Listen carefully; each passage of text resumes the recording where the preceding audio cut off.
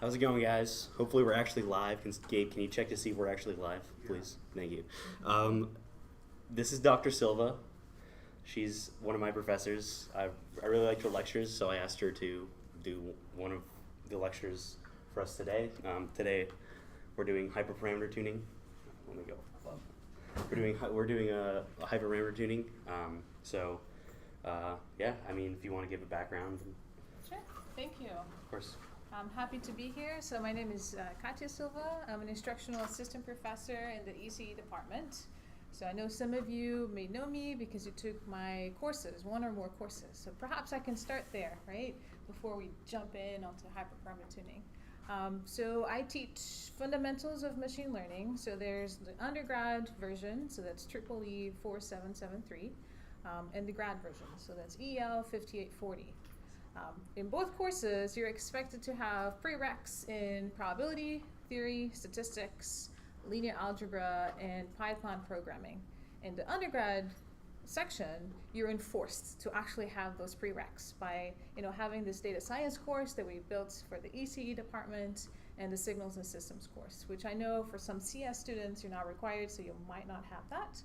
So if you send an email to me or whoever's teaching the undergrad version of that course, if we have equivalent courses that cover those topics, we will allow you to register. Okay, so I think I did that for maybe one or two of you here. So that's the fundamentals of machine learning course.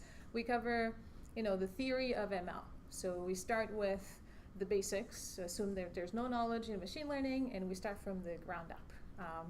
We look at all of the mathematical theory on how to design a model, how to implement it, and one big part of it comes in doing hyperparameter tuning, which we will focus on today. Another course that I teach is the Applied Machine Learning Systems, and so that course, it does not have currently a fixed number. It's EEL 5934/EL 4930. So in that course, we go over implementations with Scikitlearn and Tensorflow, so you get more of a hands-on implementation and understanding of machine learning. So we have 3 projects throughout that semester. So we've done, object detection for autonomous driving. So it's really cool projects that I try to bring to that course, so you get some experience as well. Okay. So those are the courses. So for today, we're going to talk about hyperparameter tuning. Do you guys know what a hyperparameter is? Yay, okay. Thank you. So a hyperparameter is a parameter that has to be provided by the user, right? In some, machine learning system. So typically you have different types of learning in machine learning, and today we're going to focus on supervised learning, right? And there's 2 tasks for supervised learning. So there's classification, where your goal is you have some inputs, maybe an image, and you want to classify it as something, right? So you have images of birds, you want to classify it as it's a macaw or a conure or whatever type species it's in that image. And then we have regression. And today I'm going to give you an example using a regression data set. And in regression, our goal is to, again, from some inputs, output a continuous value, right? So classification, you have a discrete label in the output. In regression, you have a continuous label at the output, right? So you could be predicting the price of a house, or the height of a person, or something, right? Something else. And so where does the hyperparameter comes in? So once you've identified your problem, which is the way I'm going to set up this presentation. So we're going to go over setting up the problem, understanding what we're doing, and once we have that set up, we're going to choose a model, and within that model choice, we're going to have hyperparameters, which the user must provide values for in order to learn this mapping from input to output. Okay. So let's start with the setting up the problem. So there's a lot of steps that we have to go through instead of jumping right into hyperparameter tuning. So I really like to contextualize where the hyperparameter tuning will come in, right? So first we have some problem, and in this particular example, we're going to be working with a California census data set. So we have attributes that describe a house, and our goal is to predict the value, the monetary value of that house, right? So the attributes, we sometimes call them features, and they could be, in this example, they're going to be the house age, the average number of rooms, the population in some region where that house is located, the average occupant per household, latitude, longitude, and you have the median income for the people living in that house. And so for the first, so 3, 6, 8, so these first 8 features are our attributes, and each row is a sample, and the last column is our target. So as you can see, it's a continuous number, so we're doing a regression task, right? So this is the first thing. So we got some problem we want to try to solve, and we need to identify what type of learning is it. So it's supervised learning. What type of supervised learning is it? It's a regression task because the output is continuous, right? So now that we have identified this, what other questions would you ask? What kinds of information do we need to know in order to develop a problem?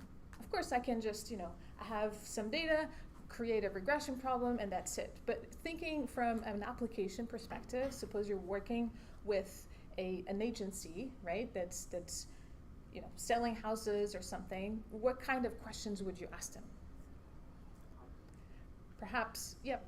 What do the features actually mean? What are the yes. What are the underlying meaning of the features? Because that will be important in the next step. Once we define our features, could be as is, but we can engineer more features from these, right? And the new features that we're going to engineer can carry more information, helpful information to actually predict our target. That's one. Yes, absolutely.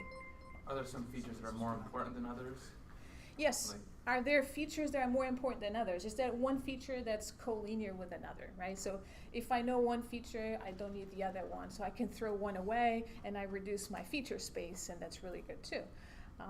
Another types of questions we could ask is, how is this going to be used, right? So how is this going to be integrated in whatever system the company is currently working with, right?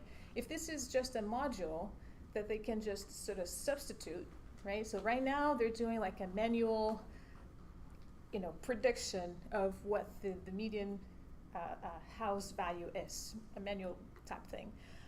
So if you want to swap it, so you need to be able to integrate it really well with their system, right? So you need to ask, what are the inputs to the system? Do they come in this tabular form neatly, right? If they do, then you have that in consideration when you design your system, right? And then in the output, what kind of output do they want, right? Where is the number that you're predicting going to be fed next in their pipeline, right? Suppose that in their pipeline, they're actually going to take the number you predict. Suppose you predict the house is, 100K, right?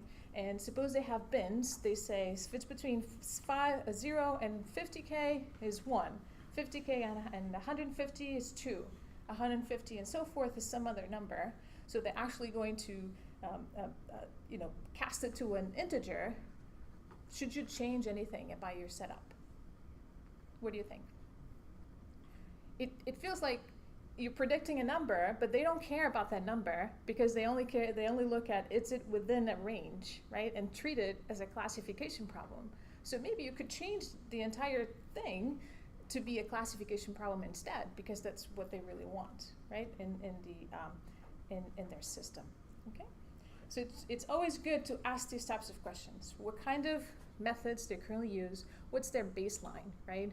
And you want to do at least as good as their baseline, right? And provide some efficiency. Maybe you're faster, or maybe you're more accurate, or maybe you're just making things automatic, right? So before it's very accurate, but it's very time consuming. It requires a person to actually be there all the time and typing things.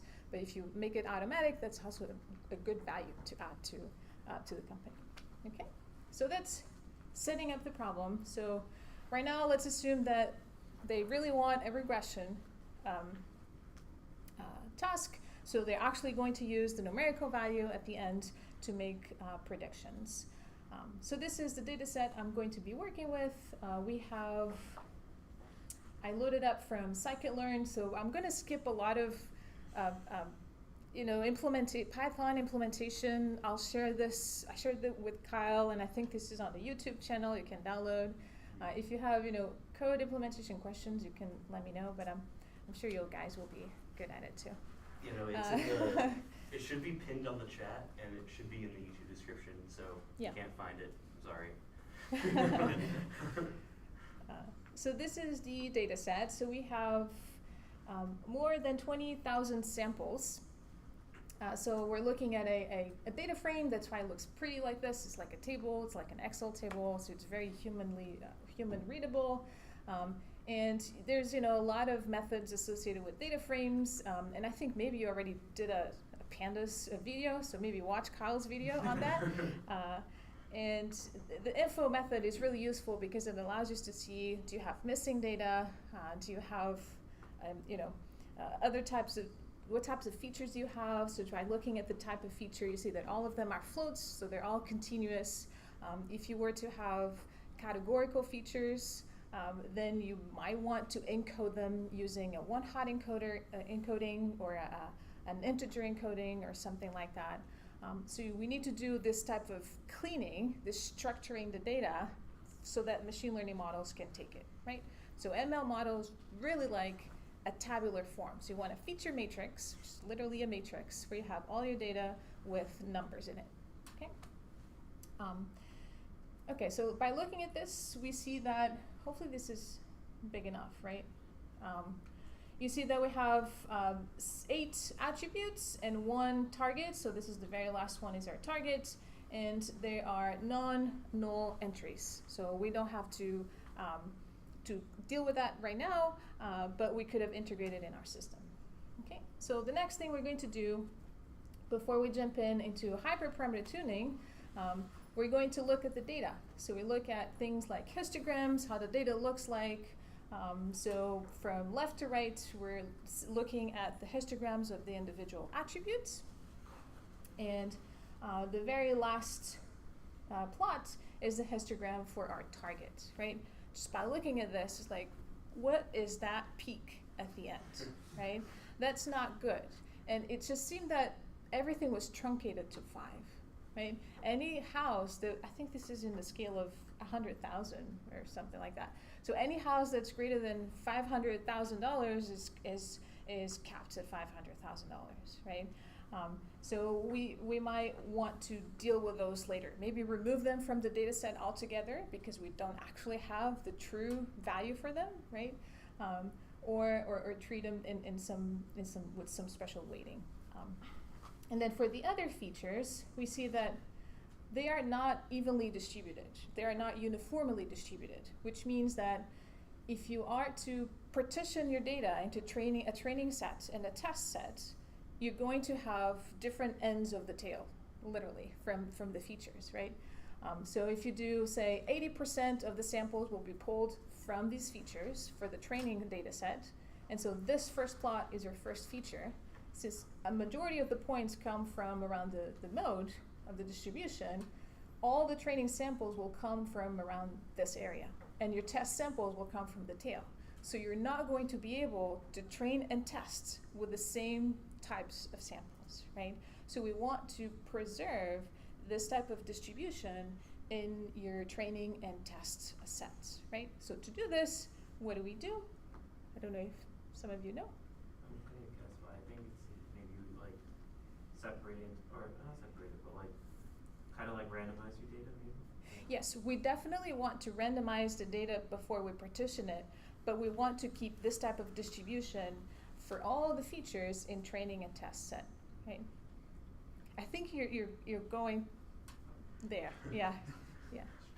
Stratification. Arjun, right? Yeah. Yeah, so he's in my class, so you should know that. Why would you tell him that?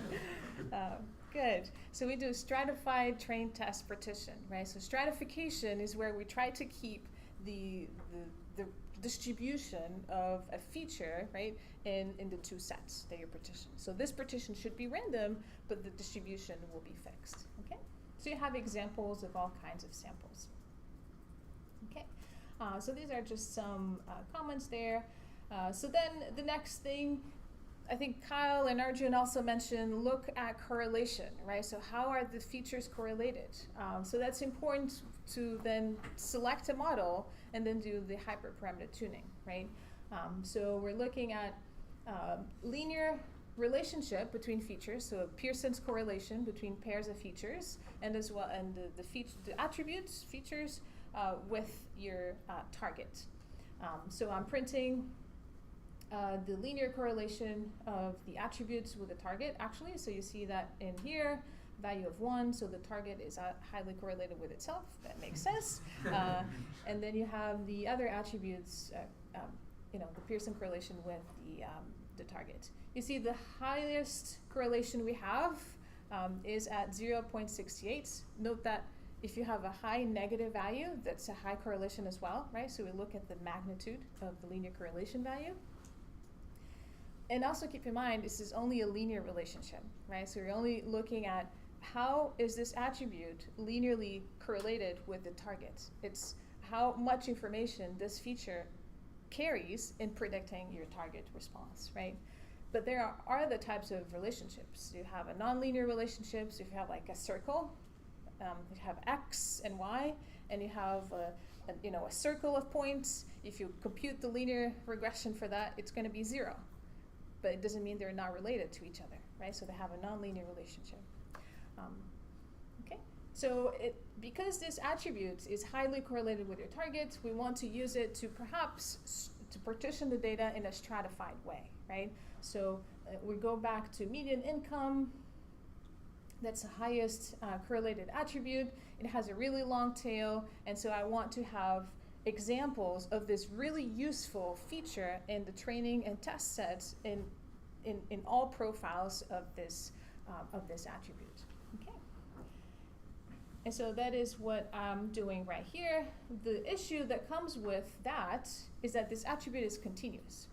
And so to do this stratification, you actually need the data to be discretized, right? So what I'm going to do is look at the data, try to understand the types of statistics that we have. So I look at the rank, right, of the data, and then I take the minimum value, the 10th percentile, the 25th, 50th, 75th, and the 100th. And so I have an idea of the type of spread we have in this feature. And then I try to binarize, right? So for a set of continuous values for that feature, I cast it to an integer value, right? So for example, so this is my data. It ranges from 0 to 5. And I'm going to cast the values, any value between 0 and 1.5, I'll cast it to 1. From 1.5 to 3, I'll cast it to 2, and so forth. So from 3 to 4.5, I'll cast it to I said 3, but I meant to say 2 earlier, but now to 3, and so on, okay? So when I do this, this is how my input, the median income categorical feature looks like, right? So now this is the distribution I want to maintain in both training and tests. And now I can use nice features from Scikitlearn to do this splitting for me. So I'm going to use the train test function. And this train test function, what you'll pass in the data you want to partition. So this is my entirety of the data, the 20,000 plus samples. My categorical feature, my important feature. Indices here correspond to just a list of integer values that I'll assign, numbers for the indices of every sample. I'll need that for later. And then I'll partition first the data into a training and test set. So training is 80% and test is 20%. I'll shuffle it. So we talked about that earlier. We have to shuffle the data before we do this type of partition. I'm holding the random state fixed because we want reproducibility. Remember, if you run this script again, if you don't have this random state fixed, then you're going to have a different partition. And you train with different data, and you have a different test set, which will leak to your results if you run this multiple times, right? So you want your training test set to be unique every single time. And this is the parameter that allows you to do stratification. So you pass in a categorical feature, and this is going to try to preserve the probability of each category in the train and test set. Okay, so the outputs of this function, it's going to be for every array that you pass, you're going to have two new arrays. One corresponding to training, that's the first one, and another one corresponding to test, that's the second one, right? And the order is consistent. So for the first parameter, you have housing train, housing test. For the next one, you have income cat training, income cat test, and so forth. Okay, so that's what I have here. So next, what I'll do, I'm going to partition the data further into a training and validation set, right? So I'm going to hold, do you guys know what's the importance of the test set? To verify your results, because you've learned from the training set, so you want to make sure that you didn't overfit for it. Exactly. So you get general results. Exactly. So the test set is used is a blind test. It was not used at all in training, and it's used to see if our model has generalized, right? If it's doing well. And it's typically the set that you report on the papers that you write, right? And on the reports that you write for your professors, right? Not the training set, the test set, okay? But I want to, during training, understand if I'm generalizing well, right? So I don't want to, do through the whole problem and then evaluate the model on the test set only to know that it's not working, right? So during training, I want to have a set that's going to work like a test set that's going to allow me to see if the model is generalizing. So that's the importance of the validation set. And so there's many, cross-validation strategies, and for today, I'll briefly mention another one of them, but for today, I'm going to fix my training test splits into two separate steps, into two separate sets, okay? But there are other forms of splitting the data, and another popular one is known as the k-fold cross-validation, where you have a training set, you chunk it into k folds, and you have the k-1 folds, you merge that into a big set, that's your training data, and then the kth set is your validation data. And then you permute all types of ways that you can arrange a training and a test set. Okay. For now, I'm going to split the training data again. So I'm passing in the training set and splitting it into a training and a validation set. And I'm doing this using a 70-30% split, also using a stratification. Okay. All right, so we have our training data. This is the table I'm printing here, our test data. So the training has a little over 11,000, the test 4,100, and the validation has about 4,900 samples. So it's a relatively small data set compared to nowadays data sets, but it's not too small either. Okay. So in this plot, I'm just showing you the percentages of the categories in training, tests, and validation. And so visually, this is just to visually see that the percentages of each category was kept, right, for all sets that we have. Do you have a question? Yeah, like for how many rows would you need in the test set to know that you have enough data to be able to reach a conclusion?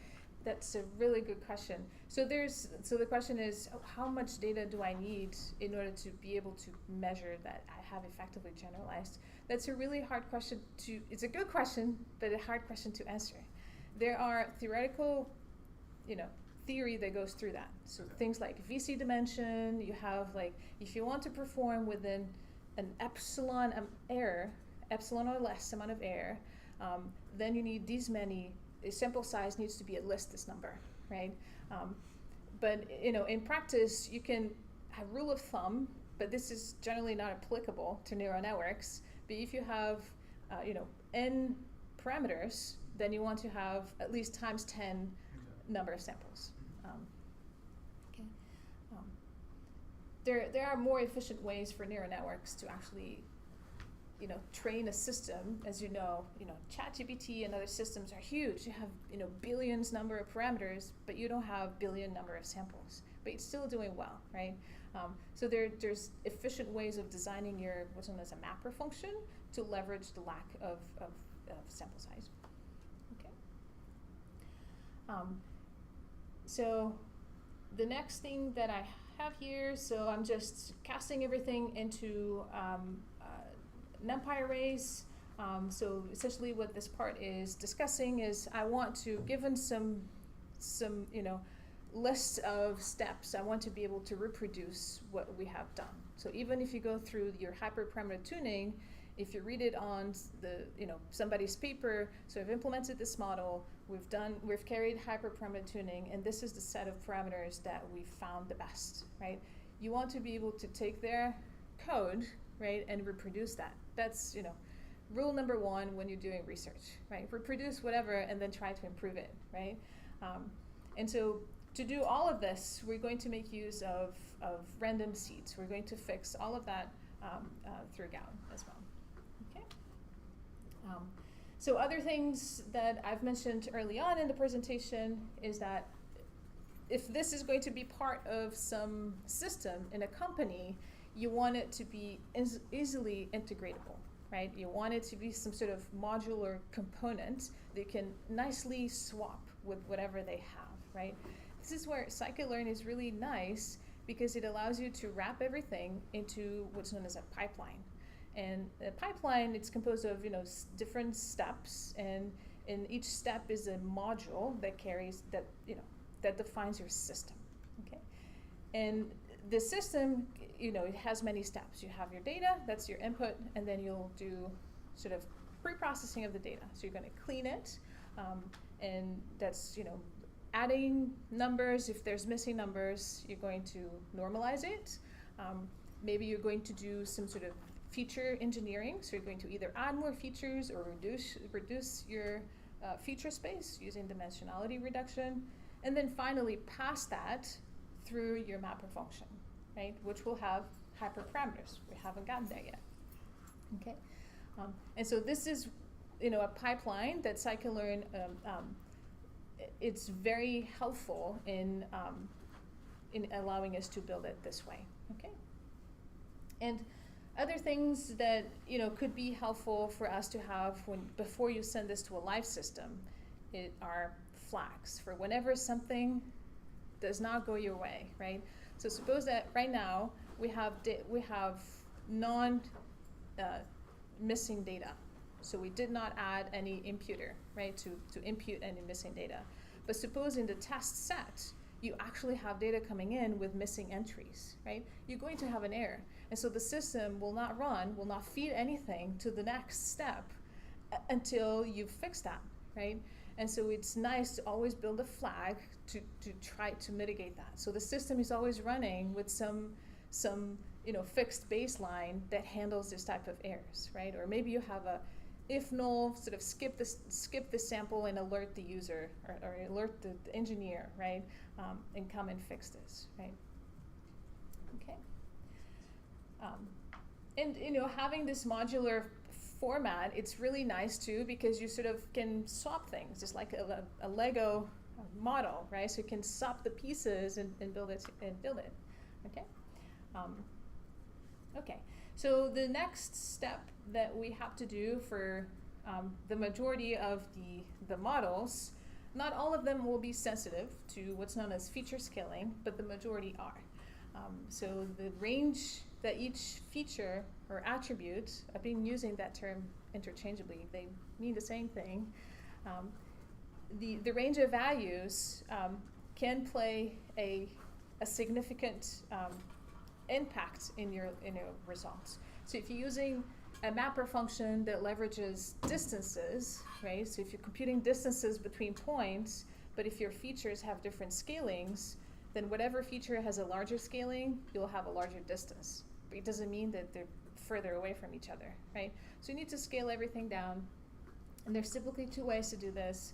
You can do min-max scaling, where you fix the scaling from 0 to 1. So you subtract by the minimum, divide by max minus minimum for every particular feature.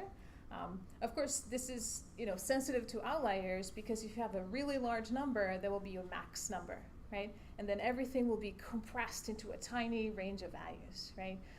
So it could be helpful, before going ahead and scaling the data, identify outliers, right? You can either remove them, and that's a good way to do it, but you have to be sure that's an outlier, right? It could just be a rare instance that you want to be able to predict and make good predictions for. Okay. So that's one way. Another way is to do standardization. So you're going to assume the data has a bell-shaped curve. So there's a single mode, which is the mean of the data, and some standard deviation. So you subtract by the mean, divide by the standard deviation. And so your range is not fixed anymore, but everything will be near 0, right? With a variance of 1. Okay.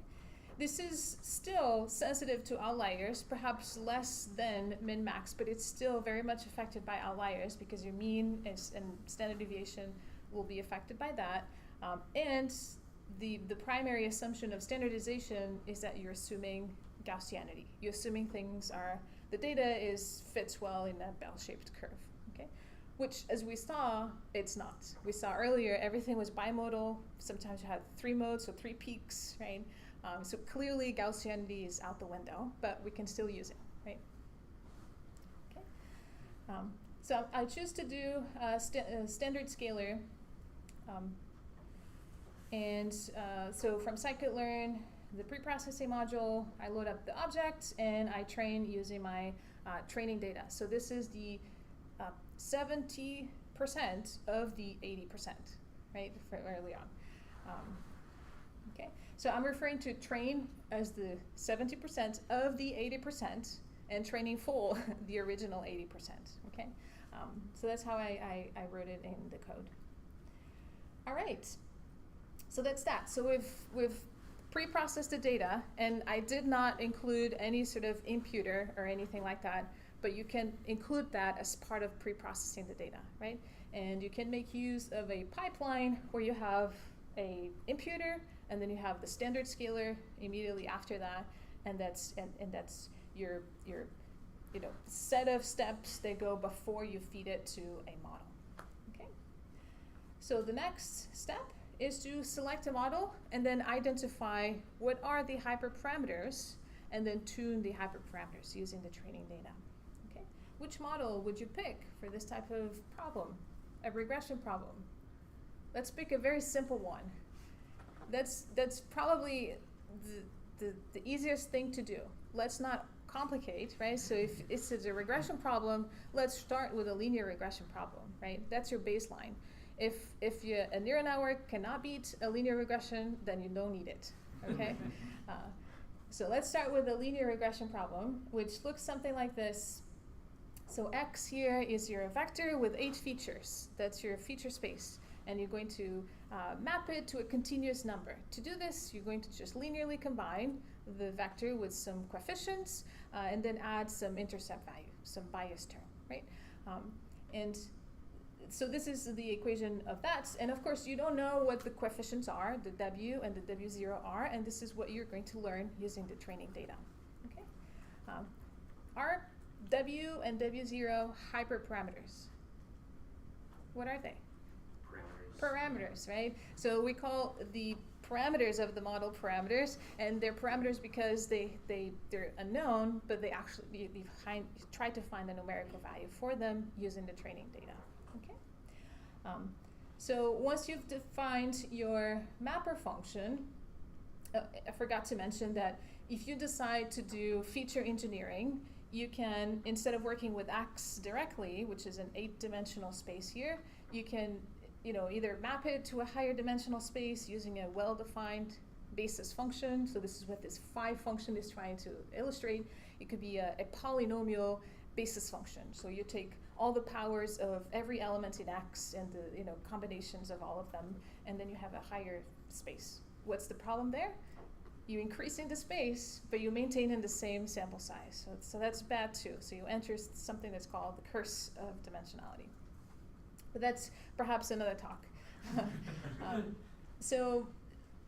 But the mapper function looks identical. You're linearly combining a set of features with some coefficients and adding some bias term. So the next step is to design an objective function. Okay? Your objective function, it's going to define what do you care about in learning your parameters, right? In learning W and W0. Okay? If I were to pick an artificial neural network instead of a linear regression problem, what are the parameters there? The weights. The weights, And the bias terms. the bias terms, and I'm going to show you an example with neural networks in just a second, but there will be a lot more too, right? So like how many layers we need, how many units per layer, activation functions, you name it, right? So the list goes on and on. But the parameters, the connections, and the biases between the units are what we're going to learn from data, right? Do you have a question? What would like the layers and the function that we would use, wouldn't those be hyperparameters?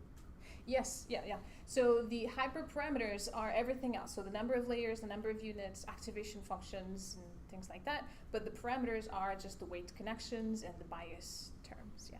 You see like the hyperparameters, like kind of like with the layers and whatnot, since we indicate they are like what they are, they're like hyperparameters, but the coefficients that we try to figure out, we don't indicate them, so they are parameters. The coefficients, so the weights, they're parameters. So whatever choice we make for the hyperparameters, so for a neural network, if we choose a 3-layer with 10 units, then the number of parameters, it's larger than if you were to pick 2 layers with 10 units, right? I don't know if that was your question. It wasn't, but it kind of gave me more insight. Okay. So in same thing in here for linear regression, depending on the feature space that you're working with, depending on the basis function maybe that you pick, your number of parameters, learnable parameters changes, right? And you could treat the phi itself as a hyperparameter. So I don't know what's the best basis function I want, right? So you could try multiple of them. That could be treated as a hyperparameter itself. Okay, but we defined a mapper function. The next thing we do, we define our objective function. So since we're dealing with a regression problem, it's convenient for us, and we're predicting the price of a house exactly. Maybe that's important for us. So then we're looking at how much error do we produce for every prediction. So we want to minimize that error as much as possible. Okay. So what this equation is showing is we're summing up for all the samples the error and taking the square of that error, because the error could be positive or could be negative. And so we're just summing the squared errors. And now we're adding a term here, which is the sum of the square of the coefficients, W, okay, which are the parameters. Do you guys know what the role of this is? Maybe some of you will know. I know Arjun knows. I know Kyle knows. I know Justin knows. So this term, so our goal, it's going to be to minimize J, right? So I want to minimize the error as well as this term. Yeah. Is that like maybe like a penalization? Yeah, it's a penalty term on the coefficients, on the parameters. And this is going to say that whatever solution we find for the parameters, if this lambda is non-zero, the value for lambda, it's the ideal value for lambda will be small, right? And this is because I could have showed you that if I didn't introduce this regularizer, this is another name for this, it's a regularizer. If I just let it run, the value of the coefficients would just increase really large, and that would be an indication of that you're overfitting. Okay. And so I want to penalize the weights from becoming too large, from overfitting, and so I add this term to my objective function. There's other regularization terms. This one is known as ridge, so you're just taking the square, the sum of the squared. You could take the sum of the absolute value, so that would be the lasso regularizer, and they have different behaviors. There's a third one, which is known as elastic nets, which uses both of them. Okay, so this is our objective function. Our goal is to minimize the error and find a solution for W, which includes W0, by the way, the bias term, so that they're as small as possible, so I don't have overfitting in my model. Okay, and this lambda is a hyperparameter. Okay, it's a tunable parameter. It's tunable by the user. Depending on the value I give to lambda, I'll have a completely different solution. What do you expect if lambda is infinite in the limit? What do you expect the value for W to be? 0, right? Because if lambda is really, really big, to minimize J, all I care about is minimize this term faster than the other term because it's being multiplied by something that's really big, right? And making that go down is essentially making it go to 0, right? So in the end, I'll have y equals 0 line, right? Which would be terrible, okay? And so I want to find what value for lambda should I pick so that I do not have underfitting. So a W0, it's the y equals 0 line that's completely underfitting, not learning anything, or having overfitting, right? So if I allow lambda to be 0, then I can see overfitting. So I want to find something based on the data that makes this appropriate, okay? And so this is the first hyperparameter that we're seeing, okay? So for the next step is to find the solution, and it's to use a learning algorithm. So if you take one of my classes, this is how I typically start my course. I set up a supervised learning diagram. We go through every block. We have a mapper function, objective function, and the learning algorithm. We've defined the first two. The third one, the learning algorithm, is the system that actually allows you to make changes to your coefficients, right? Since we're dealing with a linear model on the parameters, and this is a convex function, there's a unique solution that I can solve for it analytically. If you were to have a non-convex activation, function, objective function, then you'd have to use some sort of iterative model to search for W. So gradient descent is a typical choice of a learning algorithm. But we don't need it for now, and so this is what the solution for W looks like. Capital X here is a feature matrix. We have it from data, so it's the, I don't recall, 10,000 samples by 8, right? It's a big matrix. T here is a column vector that contains the target values for the respective sample, and I is the identity matrix, and lambda is a numerical value that we have to give a value for. Okay, so once I find W, I train it with the data, and then I can use it for inferencing. I can use it to make predictions in the test set, and make some recommendations for house prices. Okay, so the next thing, so this is just training the model, but once you've trained the model, you need to report how good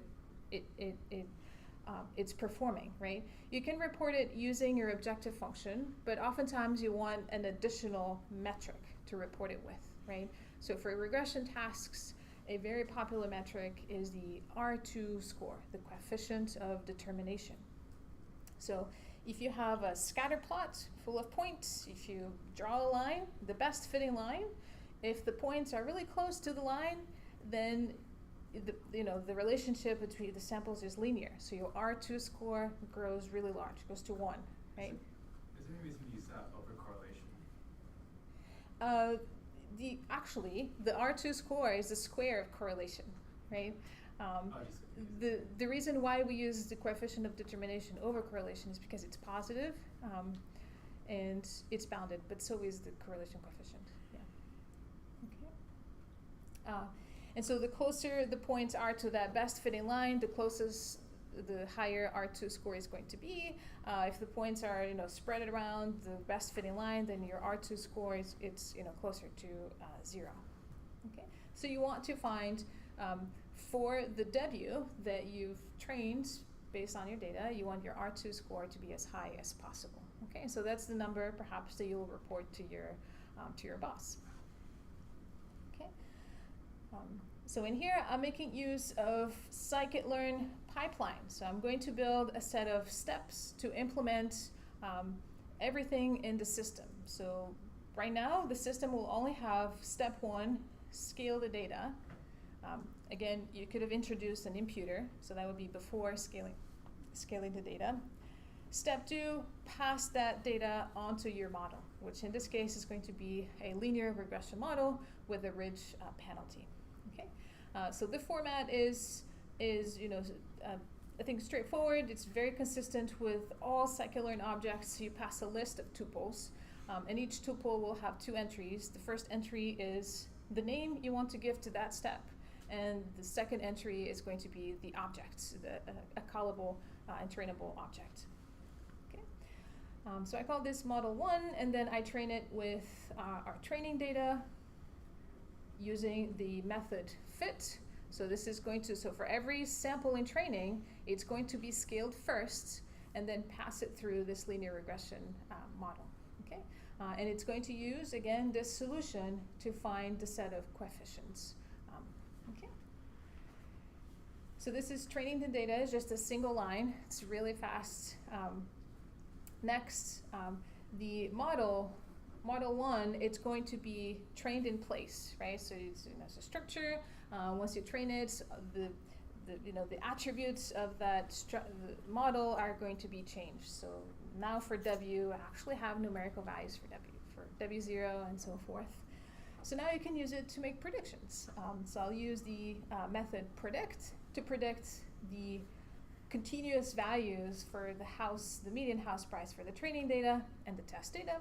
And then I can evaluate the score using the R2 score for training and tests. And so we have 61% R2 score for training and 59.8% R2 score in tests. So what would you ask yourselves at this point?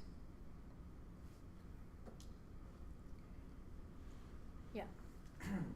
I'd ask if like the target and the features had a linear correlation in the first place, because that might, even if we're using a linear model, but the data doesn't fit that, then no matter how much you tune it, the R2 performance might not be very good. Yeah. So in other words, is this good enough, right? Is this performance good enough?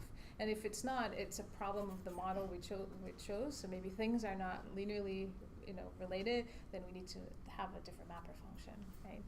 Yeah. But how would you know if there's a linear correlation in the first place? We don't know, right? So we know how much we can do, right? So right now I didn't even do any hyperparameter tuning. So in fact, in calling this ridge function, I'm using the default value for lambda that I introduced earlier, right? Which is some value, right? So we don't know if the data is linearly correlated. We're going to use some metric to check if it's sufficient, right, for whatever application we're trying to use it for. Okay. How can I add a new cell? So here, if I do a rid, did you load this? I'll just load it. There Yeah. it is. So ridge, I think they call it alpha. It's right here. The default value is 1, right?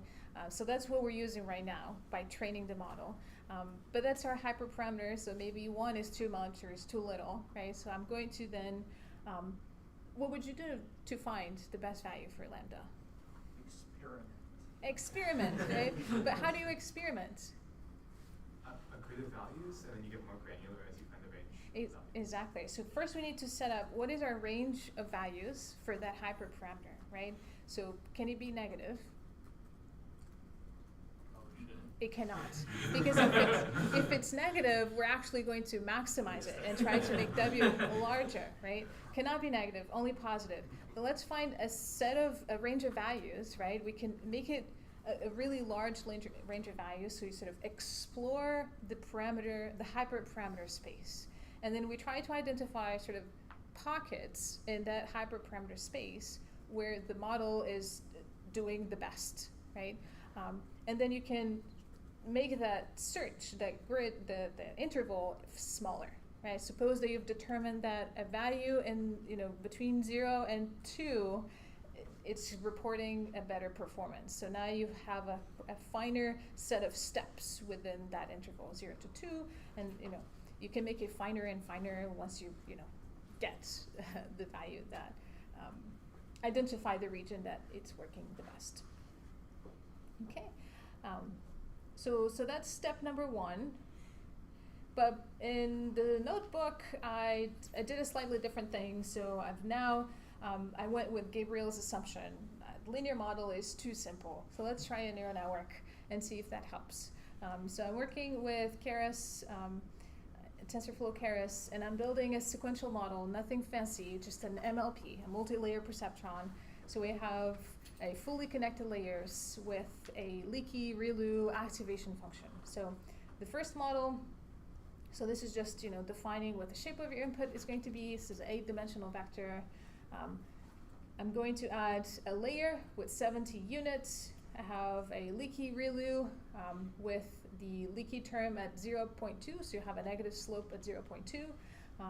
Then I have another dense layer with 10 units, leaky ReLU, and then I have an output layer with 1 unit. That's because I'm trying to predict a single number, and I'm using the activation function ReLU. Why is that?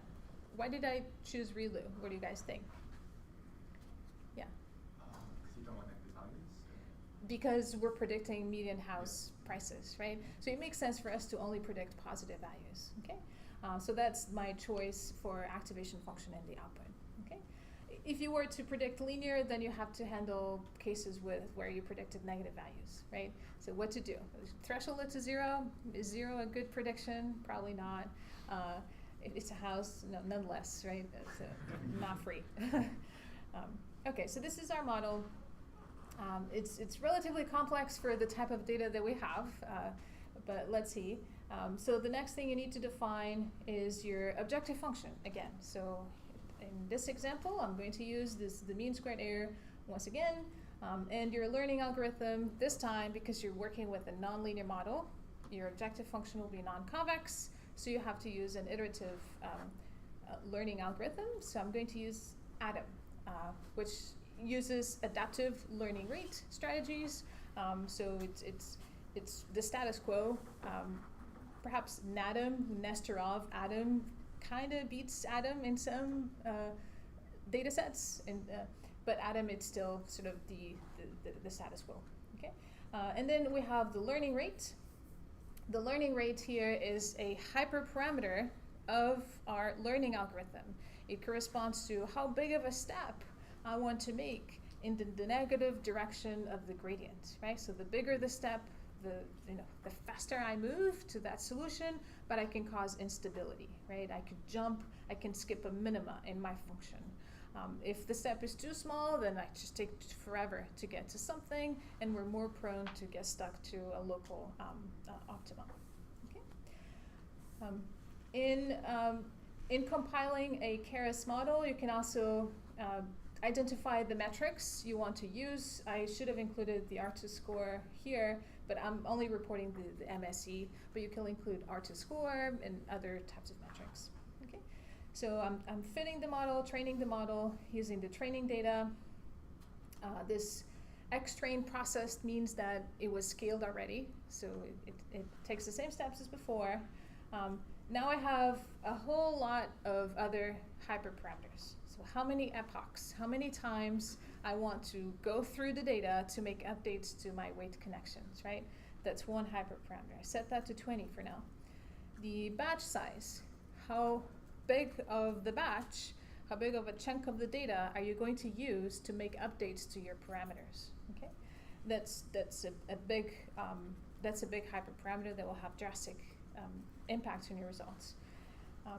And the learning rate, I've mentioned it before, and of course the architecture of the neural network. That we have to decide that from the beginning, right? So all of that, its size, the activation functions, all of that are hyperparameters. Okay. I'm going to make use of callbacks from Keras. This is really nice because with early stopping, I can stop if things don't change after some number of epochs for whatever metric you're tracking. In neural networks, if you don't have the time or the computational complexity to explore all the hyperparameters, there's two of them that they are the most crucial ones in learning. First one is learning rate. The learning rate is number one. It's going to control, how fast of a jump you make in your parameters. And number two is batch size. Okay, batch size, if it's too small, it's going to be a stochastic update. So every sample will sort of push the weights to satisfy itself, right? And the weights will not perhaps fit as well to other samples, right? So the bigger the batch, the better you satisfy the weights for the average sample, right? But then you're not doing well for any particular sample either, right? So you don't want too small nor too big, right? So you want something in between. Okay. So you use powers of 2 because you can implement this on GPUs, so it's a better implementation, and all that. Yeah. Can you re-explain what batch size was again? Batch size corresponds to how many samples you're going to use to compute the gradient, right? And so if you have, I could do a calculations here, but it seems that we have 362 batches of 32 samples. So if you multiply 362 times 32, that gives you the total number of training samples they have in training, right? So you right. So the smaller the batch size, the more cycles you have per epoch, right? I call an update per epoch an iteration. Every time you make an update to a weight, which is using a batch of data, it corresponds to an iteration. Okay. So now when training the model, what kinds of things should we look at? I forgot to mention that I'm passing the validation set, so I can track how well I'm doing, right? So the validation set, it's nothing but just a checkpoint. Train something, evaluate on the validation set. Update the weights, evaluate on the validation set. And so we should look at our metric, which I'm using MSE now, for training, and the metric for the validation, right? It turns out that we're actually doing better in validation from the get-go. I'm not using dropout, am I? No. I think it's because it takes the average of the least squared errors for each batch. Yes, it's going to take yeah, that's right. So even for training and validation, it does that. It takes the average per batch. And so again, if you have a bigger batch, then the outliers are going to be filtered out, so you don't have as much of an impact. But typically, in my experience, if your performance is better in validation than in training, not just for the first epoch, but for the other epochs, is because you're using dropout. You have some randomness during training, so you're actually turning off some weights in training, but you're releasing them in validation. So you're actually using the entire architecture, and so you're actually able to make better predictions in validation. So typically, if you use dropout, you'll see a better performance in validation compared to the training. Okay. But you still should be looking at, are both of them decreasing? For our example, MSE wanted to decrease, but if you were tracking accuracy, you want to see if both of them, for training and validation, if they're increasing. Okay. So for this example, they're both decreasing relatively fast, and we see that the value for both of them are hand in hand, right? So you don't see something like in training we go down really fast, but then in validation we're going up really high, or getting stagnant at some level, right? If that happens, what does that mean? You're overfitting, right? So your model is not generalizing to your validation set. So this is why your early stop callback is useful. So you can track the validation metric and see if your validation metric goes below the training, or it doesn't improve after some number of epochs, then stop training. Okay. An alternative is to use a checkpoint callback, where you just save the weights for the best performing epoch. I was just going to ask, with this patience equals 10, like what does that do for us? Yeah, patience equals to 10. It's going to track by default, I'm not assigning what is it looking at, but by default, it looks at the validation loss, the loss function. If you wanted to track the metric, then there's a parameter here, I think it's called metric. Oh, the tab is not working. Where you want to say, I want to wait for 10 epochs if this value does not decrease more than 0.54 for 10 epochs, then stop training. Okay. I don't think in this example we had that thing happening. Yeah, no, I watched this one go through. I don't think it's. I think this one increased a little. So in here, from here to here, this one is bigger than the previous one. So you start counting 1, right? And then you continue decreasing. And if the next value is smaller than this, then you restart 0, right? If it's still not smaller than that, you go count to 2, 3, 4, and so forth.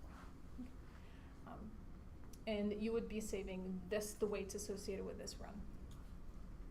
Okay, so this is our, yeah. So when the validation flatlines and the loss flatlines, that's an indication of overfitting? When the training continues to go down, it continues to go into the direction you want it to go, but the validation either goes up or flatlines, plateaus, then you're not learning anything, right? So if it's plateauing, then you cannot do anything better. Your model might be too complex, so you can add more regularization, dropout, or things like that, or even add more layers if you think the model is too simple. If the performance goes up in validation, then you for sure are overfitting. Okay. So in this example, it doesn't seem like that. So in earlier runs, sometimes you see like peaks in training, and if using Atom, if you see the peak and then a decrease, it's because the learning rate was decreased, right? So notice that you're sort of either jumping between two sides of a minima point, and then you decrease it so then you can enter that region and then find that minima point. Okay. So I'm making predictions the same way we did for linear regression, and then the performance is 77% for training and 74.6% for tests, right? So the difference, when you're dealing with very small numbers, like below 85%, a difference of 3% is not that significant, right? So I wouldn't say that we're necessarily overfitting, right? But if you have a performance of 99% in training and 96% in tests, then you might be overfitting, right? Yeah. Can you extrapolate anything if the test is bigger than the training, or if you have higher test accuracy? Say again? Oh, can you extrapolate anything if you have a higher test accuracy than your training, or does that really Oh, it can happen. If you have a higher performance in tests, it could mean two different things. If you're near an hour, if you use specifically, if you're using dropout, that's that. If it's just this model where you don't have dropout and suppose you have a higher performance here, then your samples are most likely coming from the nice region, where you have more examples in training, so you really learn that data, right?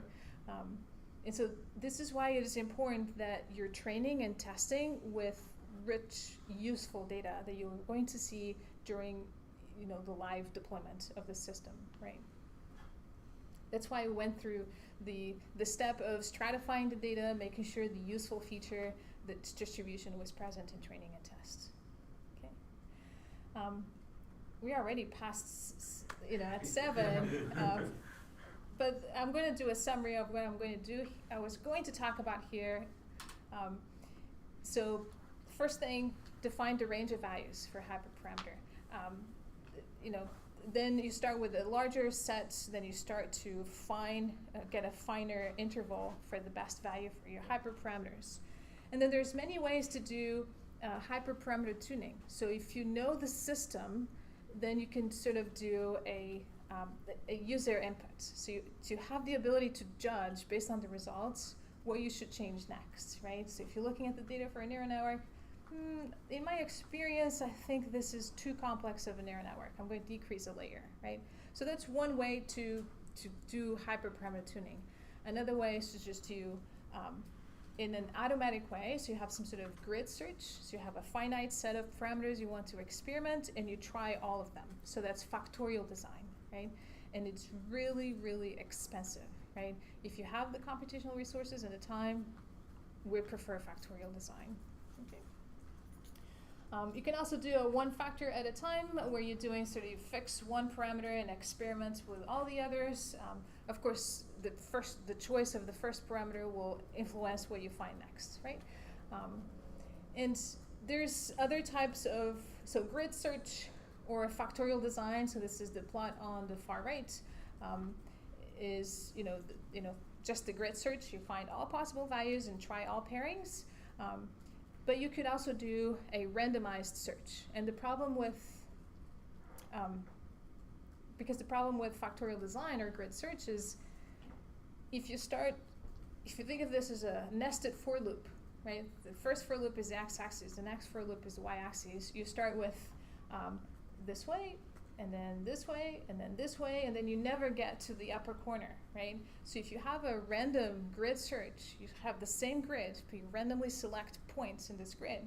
So you can identify pockets in this hyperparameter space where your model might be doing better. And then you identify those, and then you find a nicer, finer range around those values, right? Okay. If you're using generative models, another form for hyperparameter tuning is to use Bayesian optimization. There's a lot of other things like genetic algorithms are coming back, which is good.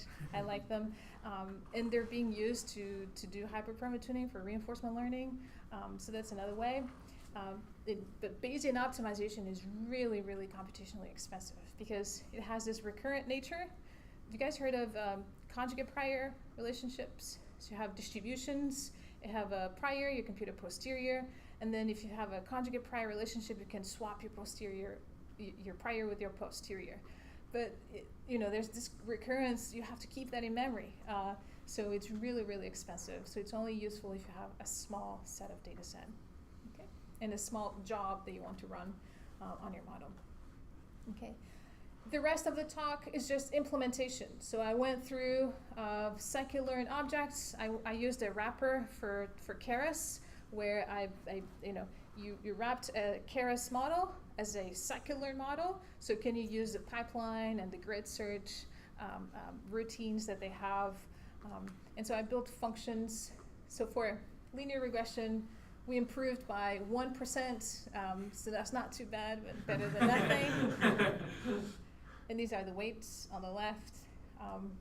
And for the neural network, I built this model where I'm only tuning how many layers I'll add and what learning rates I'll use, right? But you can have a lot of other parameters in this function that tune all other hyperparameters in a neural network. Then I built this Keras regressor, which is a Scikitlearn Keras wrapper. And you'll have all the hyperparameters. I'm tuning them here, and this goes through all of them.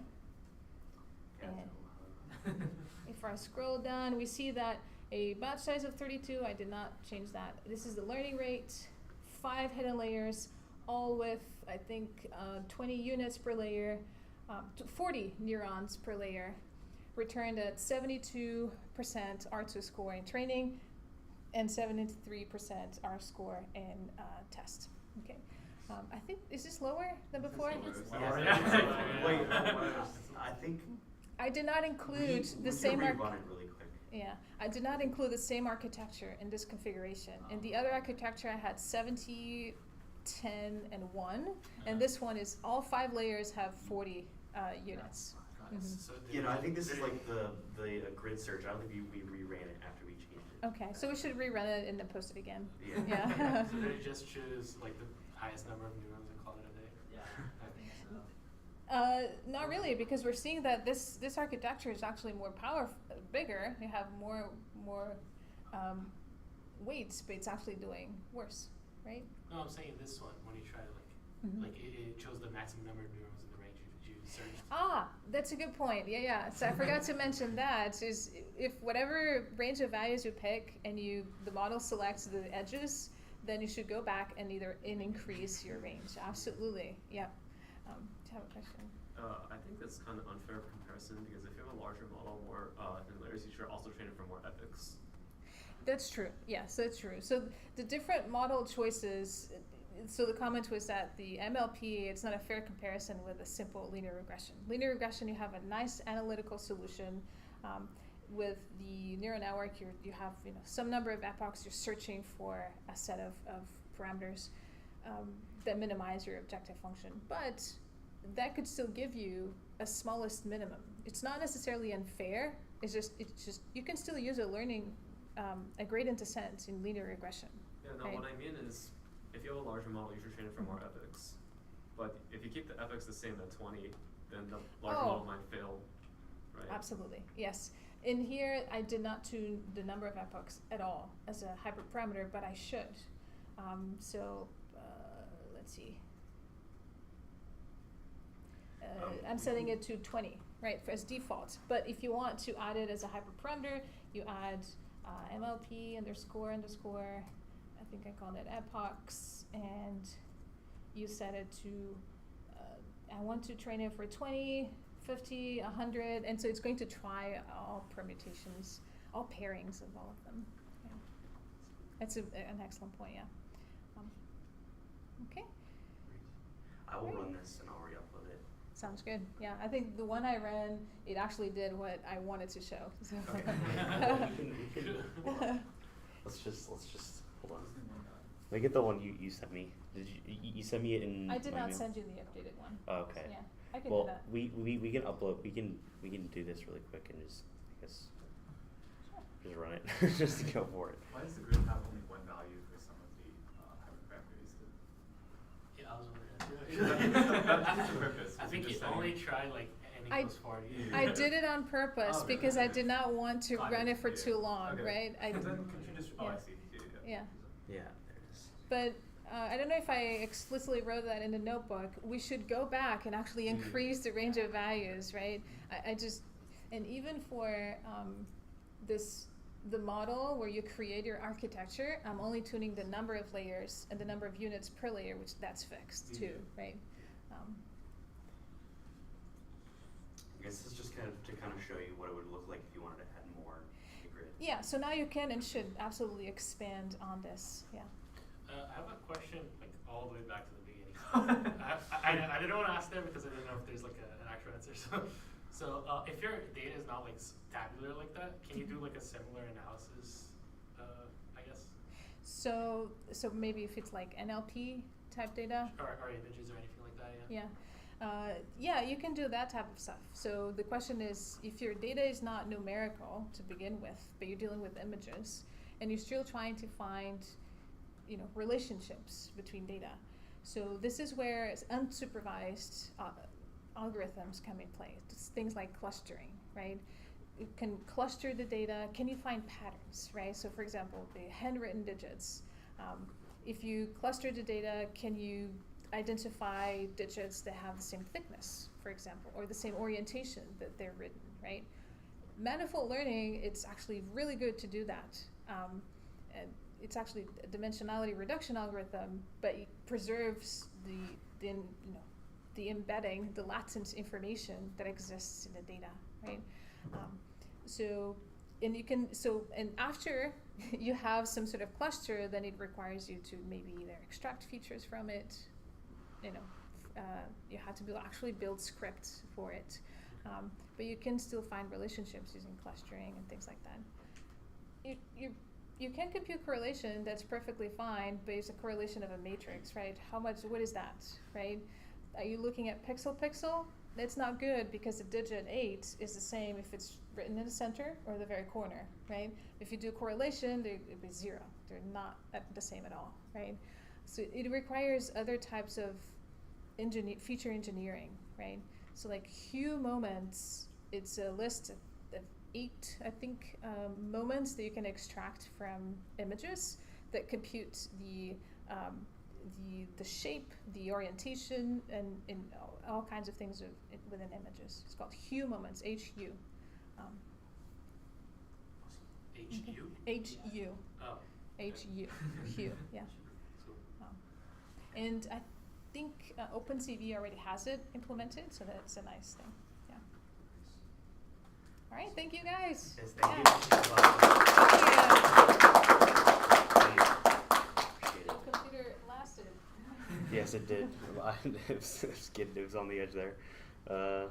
Yeah, it should just go through. Yeah. We added a lot more epochs. configurations. I added more epochs, so that's gonna take forever. Yeah, it's okay. We'll just let it run. I'll save it as it goes along. Yeah. Okay. All right. Thank you guys. That's cool. Of course.